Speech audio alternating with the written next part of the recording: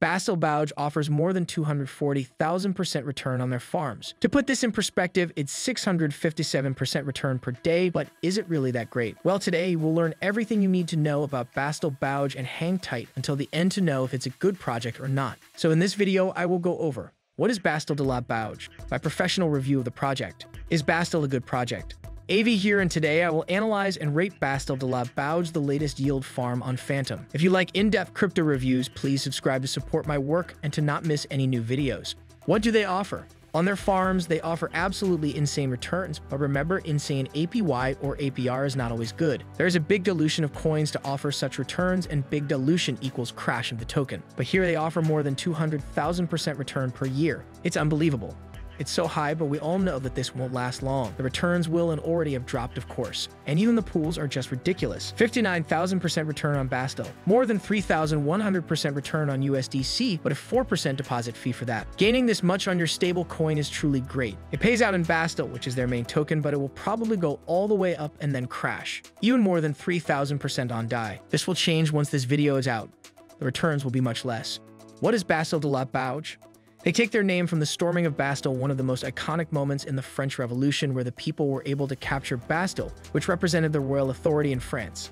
Bastille is the third layer of the Bouje Finance ecosystem, bringing a solid APR reset concept back in, focusing on safety and sustainability of our users, furthermore having a dynamic APR structure to maximize and bring the highest yields to our users. It's the third layer from the Bouje Finance team, meaning it's the third yield farming website of Bouje Finance, meaning this won't last long at all in my opinion. Take your profits and get out is my view. Looking at the TDL of the layer 1 and 2, these projects only last for about 2 weeks before dying.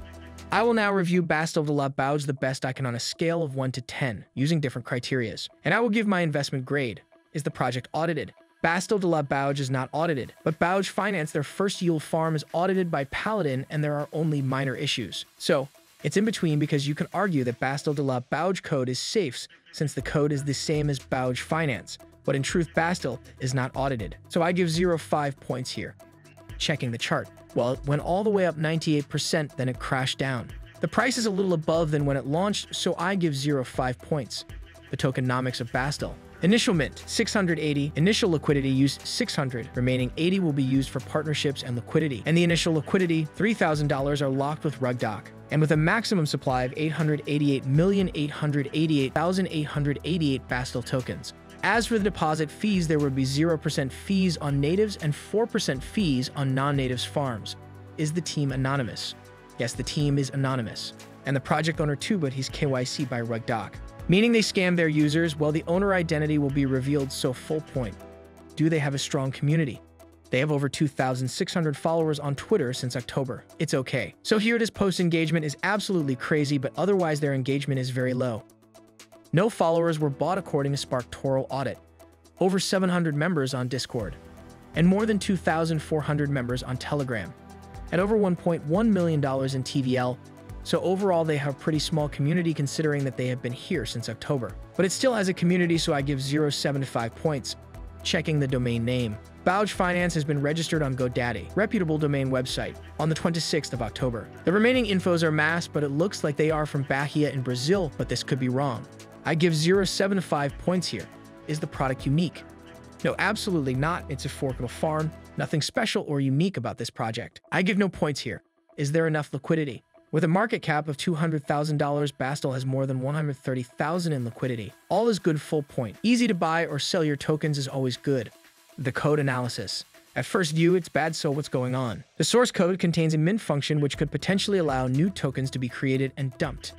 The contract contains ownership functionality, and ownership is not renounced, which may allow the creator or current owner to modify contract behavior, for example, disable selling, change fees, or mint new tokens. Yep. For this project, it would be much better if the contract ownership was renounced, and the owner wallet contains a substantial amount of tokens, which could have a large impact on the token prices sold. So actually, 99% of the tokens are in a dead wallet, so I got no problem here. I think it's a mistake by Token Sniffer. And not enough liquidity is locked or burned, which could allow for significant amounts to be removed, rug pull risk. Then the owner wallet contains a substantial amount of liquidity, which could allow for significant amounts to be removed, rug pull risk. This one too I have no problem with, since it's in a dead wallet, in other words a burned wallet. But the code analysis is not looking good. No points. Are there whales that could dump the price?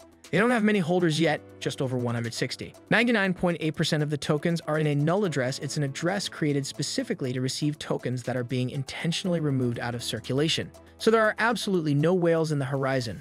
Great, full point. What does our AI predict? We have trained an AI using thousands of crypto projects' data that have been launched in the past, and according to our AI, the future of Bastille de La Bouje is negative, meaning it discourages investing in this. I give them 0 points for this. Now, of course, this does not mean that it will be correct. Always do your own research. Is it a good project?